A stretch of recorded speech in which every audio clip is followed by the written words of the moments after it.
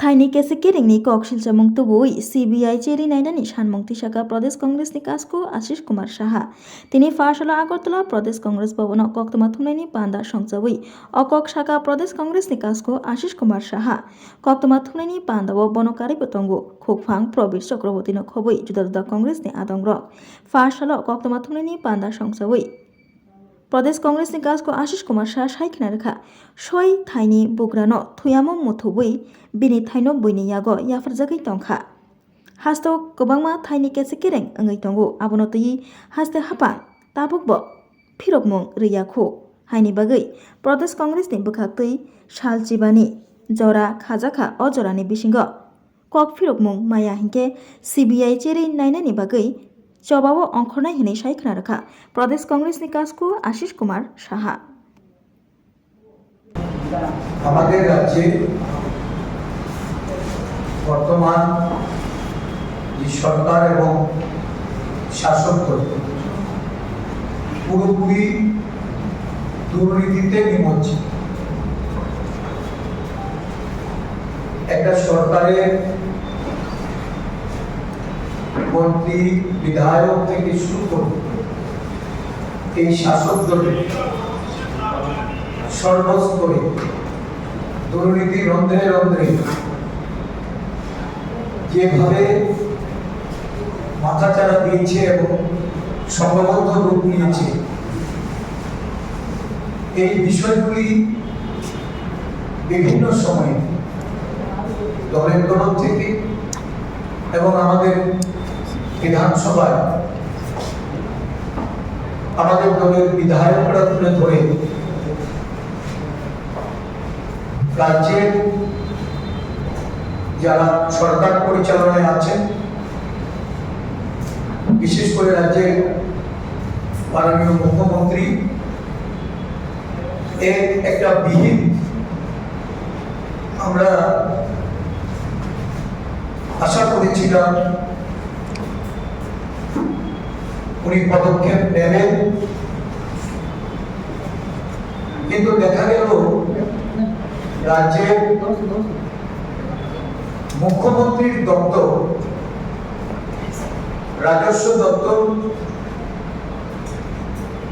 স্বাস্থ্য দপ্তর, শিক্ষা দপ্তর, পূর্ত দপ্তর, আরবান ডেভেলপমেন্ট সহ বিভিন্ন দপ্তরে বিভিন্ন সময়ে এই দুর্নীতির তথ্য উঠে এসেছে এবং এই দুর্নীতিগুলি বিরোধী দলের পক্ষ থেকে এবারের বিধানসভায় যখন আলোচিত হয়, দেখা গেছে আলোচনা করার ক্ষেত্রে তাদেরকে নানাভাবে বাধা প্রদান করা হয়েছে, আলোচ্য সূচি সংক্ষিপ্ত করে দেওয়া হয়েছে। বিশেষ করে রাজস্ব দপ্তরের দুর্নীতি নিয়ে যখন আমাদের বিধায়ক সুদীপ বাবু উত্থাপন করে, এই বিষয়ে ওনাকে কথা বলতে স্পিকার থেকে শুরু করে ট্রেজারি বেঞ্চের সদস্যরা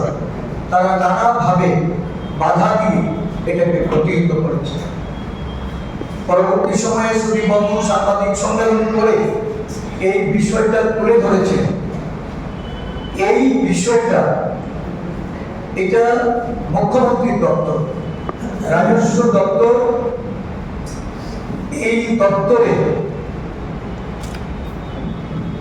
বিশালগড় যেটা সিপাহী জেলার অন্তর্গত, তার পূর্ণাঙ্গ তদন্তের জন্য এই ধরনের ঘটনা, এত বড় একটা আর্থিক দুর্নীতি, আমাদের রাজ্যে দুর্নীতি একের পর এক সংঘটিত হচ্ছে। কেন্দ্রীয় বিশ্ববিদ্যালয়ের চাকরি সংক্রান্ত দুর্নীতি, ত্রিপুরা মেডিকেল কলেজে আর্থিক লেনদেনের মাধ্যমে পরীক্ষায় পাশ করে দেওয়ার দুর্নীতি, পূর্ত দপ্তর, জল জীবন মিশন, রাজ্যের বিভিন্ন জায়গায় এই মিশন মোডের কাজে একটা বিরাট পরিমাণ অর্থের দুর্নীতি হয়েছে।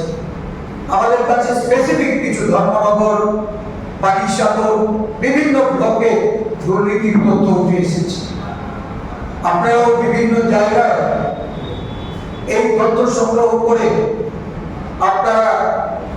এর প্রচার আপনারা করেছেন, বিভিন্ন মাধ্যমে এটা উঠেছে। আমরা জানতে চাই, এই ধরনের দুর্নীতি যখন একের পর এক সংঘটিত হচ্ছে, এত বড় একটা দুর্নীতি ঘটার সত্ত্বেও আমাদের রাজ্যে হাইকোর্ট আছে, ভারতবর্ষের বিভিন্ন রাজ্যে আমরা দেখছি এই ধরনের কেলেঙ্কারিতে হাইকোর্ট সমস্ত সেখানে মামলা রেজিস্টার করতে পারে, তারা রাজ্য সরকারকে নির্দেশ প্রদান করতে পারে তদন্তের জন্য। এই ক্ষেত্রে সেটা করা হয়নি। এই রাজ্যে লোকায়ুক্ত আছে, একটা সাদা হাতি পোষা হচ্ছে,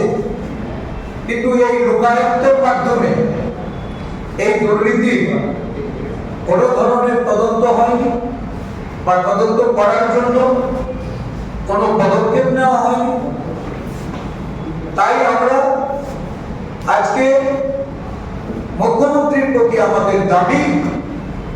অবিলম্বে এত বড় জমি ঘোটালা, একটা ল্যান্ডস্কেপ আমরা দেখেছি বিভিন্ন রাজ্যে রাজ্যে, এই ধরনের ল্যান্ডস্কেপই হোক বা অন্য কোনো দপ্তরের দুর্নীতিতে সিবিআই সেখানে হস্তক্ষেপ করে। সেখানকার রাজ্য সরকার তাদের স্বচ্ছতা বজায় রাখতে, যিনি স্বচ্ছতার কথা কোথায় কোথায় বলেন, যিনি দুর্নীতির বিরুদ্ধে জিরো টলারেন্সের কথা বলেন, যিনি সুশাসনের কথা বলেন, আজকে আমরা জানতে চাইব যে এই ঘটনা যখন বিরোধী দলের পক্ষ থেকে আমরা তুলে ধরলাম, বিধানসভায় আমাদের বিধায়করা এটা নিয়ে আলোচনা করতে চেয়ে বাধাপ্রাপ্ত হয়ে তারা সাংবাদিক সম্মেলন করে সেটা তুলে ধরেছে। কোথায়, কেন আজকে রাজস্ব দপ্তরের মাননীয় মন্ত্রী, রাজ্যের মুখ্যমন্ত্রী কোনো পদক্ষেপ গ্রহণ করলেন না? কেন আজকে এই ঘটনা মুখ্যমন্ত্রী সিবিআই কে দায়িত্ব দেবেন না তার সত্য উদ্ঘাটন করতে, এবং যারা এর জন্য এফেক্টেড তাদের ক্ষতিপূরণ, এই জমির মালিকানা নির্ধারণ, এবং যারা এই দুর্নীতিতে যুক্ত তাদের বিরুদ্ধে কঠোর শাস্তির ব্যবস্থা কেন আজকে করতে রাজ্যের মুখ্যমন্ত্রী উনি এগিয়ে আসবেন না? আমরা মনে করি আজকে অনেক দিন হয়েছে, কোনো ধরনের পদক্ষেপ আমরা দেখছি না। আমরা দলের পক্ষ থেকে মাননীয় মুখ্যমন্ত্রীর উদ্দেশ্যে বলতে চাই, এই রাজ্যে দুর্নীতির সাগরে একটা সরকার ভাসছে।